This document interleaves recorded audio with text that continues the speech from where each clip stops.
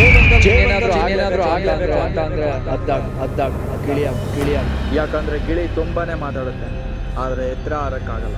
ಆದ್ರೆ ಹದ್ದು ತುಂಬಾ ಕಡಿಮೆ ಮಾತಾಡಿ ಎತ್ತರಕ್ಕೆ ಹಾರುತ್ತೆ. ಮತ್ತೆ ಉಳಿದ ಎಲ್ಲ ಪಕ್ಷಿಗಳ ರಾಜ ಹದ್ದಾಗಿರುತ್ತೆ. ನಾನಿವತ್ತು ನಿಮಗೆ ಹೇಳೋ 5 ಹದ್ದಿನ ವಿಚಾರಗಳನ್ನ ನೀವು ನಿಮ್ಮ ಜೀವನದಲ್ಲಿ ಅಳವಡಿಸಿಕೊಳ್ಳಲೇಬೇಕು. ಏಕೆಂದ್ರೆ ಈ 5 ವಿಚಾರದಲ್ಲಿ ನಿಮ್ಮ ಜೀವನದ ಭವಿಷ್ಯ ಹೇಗಿರುತ್ತೆ ಅನ್ನೋದು ನಿರ್ಧಾರ ಆಗುತ್ತೆ. Number 1, eagles fly alone. ಹದ್ದು ಒಂಟಿಯಾಗಿ ಹಾರುತ್ತೆ ಆದ್ರೆ ಎಲ್ಲ ಪಕ್ಷಿಗಳಿಗಿಂತ ಎತ್ತರದಲ್ಲಿ ಹಾರುತ್ತೆ. ಹದ್ದು ಒಂಟಿಯಾಗಿ ಹಾರುತ್ತೆ ಆದ್ರೆ ಯಾವತ್ತಿಗೂ ಗುಬ್ಬಚ್ಚಿ ಮತ್ತು ಚಿಕ್ಕ ಪಕ್ಷಿಗಳ ಜೊತೆ ಹಾರಲ್ಲ. ಹದ್ದು ಏನಿದ್ರು ಹದ್ದುಗಳ ಜೊತೆನೇ ಹಾರುತ್ತೆ, ಇಲ್ಲ ಅಂದ್ರೆ ಒಂಟಿಯಾಗಿ ಹಾರುತ್ತೆ. ಇದರಿಂದ ನಾವು ಏನು ಕಲಿಬೇಕು ಅಂದ್ರೆ ನಾವು ಯಾವತ್ತೂ ಸಣ್ಣದಾಗಿ ಯೋಚನೆ ಮಾಡೋ ವ್ಯಕ್ತಿಗಳಿಂದ ದೂರ ಇರಬೇಕು ಮತ್ತು ಒಂಟಿಯಾಗಿರ್ಬೇಕು.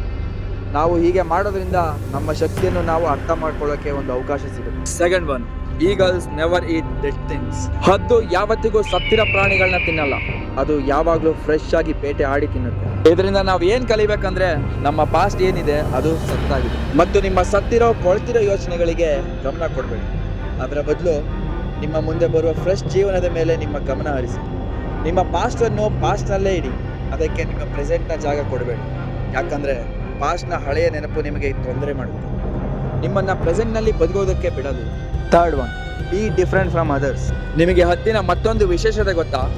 ಗೊತ್ತಿಲ್ಲ ಅಂದರೆ ಈ ಹಾಡನ್ನ ಒಂದ್ಸಲ ಕೇಳಿ.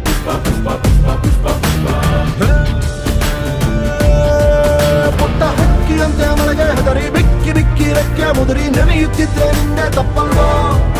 ದೊಡ್ಡ ಹತ್ತಿನಂಗೆ ಮೋಡ ದಾಸರ ಹತ್ತು ದಾಟಿ ಹಾರಿ ನೋಡು, ಮಳೆಯು ನಿಂಗೆ ತಲೆಯ ಬಾಗಿ ಕಾಲ ಕೆಳಗೆ ಸುರಿಯಲ್ವಾ? ನೋಡಿದಲ್ಲ ಫ್ರೆಂಡ್ಸ್, ಯಾವಾಗ ಬಿರುಗಾಳಿ ಗುಡುಗು ಮಳೆ ಬರುತ್ತೋ ಆಗ ಹದ್ದು ತುಂಬಾನೇ ಎಕ್ಸೈಟ್ ಆಗುತ್ತೆ. ಯಾವಾಗ ಮಳೆ ಆಗುತ್ತೋ ಎಲ್ಲ ಪಕ್ಷಿಗಳು ಬಚ್ಚಿ ತುಂಬಿಕೊಳ್ತಾರೆ, ಆದರೆ ಹದ್ದುಗೆ ಮಾತ್ರ ತುಂಬ ಮಜಾ ಬರುತ್ತೆ. ಯಾವಾಗ ಜೋರಾಗಿ ಗಾಳಿ ಬೀಸುತ್ತೋ ಆಗ ಹದ್ದು ಆ ಗಾಳಿ ಜೊತೆನೆ ಇನ್ನ ಮೇಲಕ್ಕೆ ಹಾರುತ್ತೆ. ಮತ್ತೆ ಮೇಲೆ ಹಾರ್ತಾ ಹಾರ್ತಾ ಅದು ಎಷ್ಟು ಎತ್ತರಕ್ಕೆ ಹಾರುತ್ತೆ ಅಂದರೆ ಅದು ಮೋಡಗಳಿಗಿಂತ ಮೇಲೆ ತಲುಪುತ್ತೆ. ಇದರಿಂದ ನಮಗೆ ಒಂದು ದೊಡ್ಡ ಪಾಠ ಸಿಗುತ್ತೆ ಫ್ರೆಂಡ್ಸ್, ಅದೇನಂದರೆ ಕಷ್ಟದಲ್ಲೂ ಮಜವನ್ನು ಹುಡ್ಕೋದು. ನೆಪೋಲಿಯನ್ ಹಿಲ್ಸ್ ಹೇಳಿರುವಂತೆ ಪ್ರತಿಯೊಂದು ಸವಾಲು ತನ್ನ ಜೊತೆಗೆ ಒಂದು ದೊಡ್ಡ ಅವಕಾಶವನ್ನು ತರುತ್ತೆ. ಅದಕ್ಕೆ ಈ ಹದ್ದಿನ ಥರ ನೀವು ನಿಮ್ಮ ಜೀವನದಲ್ಲಿ ಆಪರ್ಚುನಿಟೀಸ್ಗಳನ್ನು ಗುರುತಿಸಿ.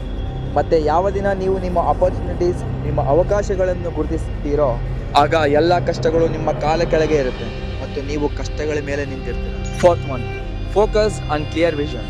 ಹದ್ದಿನ ವಿಷನ್ ತುಂಬಾ ಕ್ಲಿಯರ್ ಮತ್ತು ತುಂಬಾ ಸ್ಟ್ರಾಂಗ್ ಇರುತ್ತೆ. ಹದ್ದು ತನ್ನ ಬೇಟೆನ 5 ಕಿಲೋಮೀಟರ್ ದೂರದಿಂದನೇ ನೋಡಿರುತ್ತೆ. ಮತ್ತೆ ಒಂದು ಸಾರಿ ಅದರ ಗುರಿ ಕಾಣಿಸ್ಬಿಟ್ರೆ ಅದರ ಮುಂದೆ ಎಂಥ ಕಷ್ಟನೇ ಬರಲಿ ಅದು ಅದರ ಗುರಿನ ಸಾಧಿಸ್ತೇನೆ ಬಿಡೋದಿಲ್ಲ. ಇದರಿಂದ ನಮಗೆ ಸಿಗೋ ದೊಡ್ಡ ಪಾಠ ಏನಂತ ಅಂದರೆ ನಿಮ್ಮ ವಿಷನ್ ಅಂದರೆ ನಿಮ್ಮ ನೋಟ ಕ್ಲಿಯರ್ ಇದೆ, ಮತ್ತು ಅದನ್ನು ಸಾಧಿಸಲು ನಿಮಗೆ ಎಷ್ಟೇ ಕಷ್ಟ ಬರಲಿ ಆದರೆ ಯಾವತ್ತೂ ಹಿಂದೆ ಸರಿಬೇಡಿ. Fifth 1, don't be in a comfort zone. ಹದ್ದು ಯಾವಾಗಲೂ ತನ್ನ ಗೂಡಿಂದ ಸಾಫ್ಟ್ ಹುಲ್ಲನ್ನು ಹೊರಗೆ ತೆಗೆಯುತ್ತೆ. ಯಾಕಂದರೆ ಹದ್ದಿನ ಮರಿಗಳು ಆ ಗೂಡಿನಲ್ಲಿ ಕಂಫರ್ಟಬಲ್ ಆಗಬಾರ್ದು ಅಂತ. ಮತ್ತು ಏನಾದರೂ ಆ ಹದ್ದಿನ ಮರಿಗಳು ಆ ಗೂಡಿನಲ್ಲಿ ಕಂಫರ್ಟಬಲ್ ಆಗಿಬಿಟ್ರೆ ಅದು ಅಲ್ಲೇ ಇರಲು ಬಯಸುತ್ತೆ. ಆದರೆ ಹದ್ದು ಈ ಥರ ಆಗೋದಕ್ಕೆ ಯಾವತ್ತೂ ಬಿಡೋದಿಲ್ಲ. ಹದ್ದು ಒಂದು ಪಕ್ಷಿ ಅಷ್ಟೇ, ಆದರೆ ಅದಕ್ಕೂ ಗೊತ್ತಿದೆ there is no growth in comfort zone ಅಂತ. ಅದರಲ್ಲೂ ನಾವು ಮನುಷ್ಯರು, ಮತ್ತು ಮನುಷ್ಯರಾದ್ರೂ ತುಂಬಾ ಜನ ಈ ಮಾತನ್ನು ಅರ್ಥನೇ ಮಾಡ್ಕೊಳ್ಳೋದು.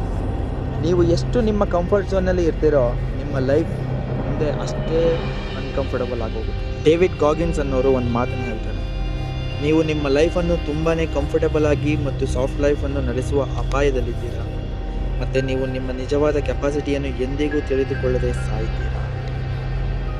Thanks for watching. Please like, share, comment and subscribe to the channel.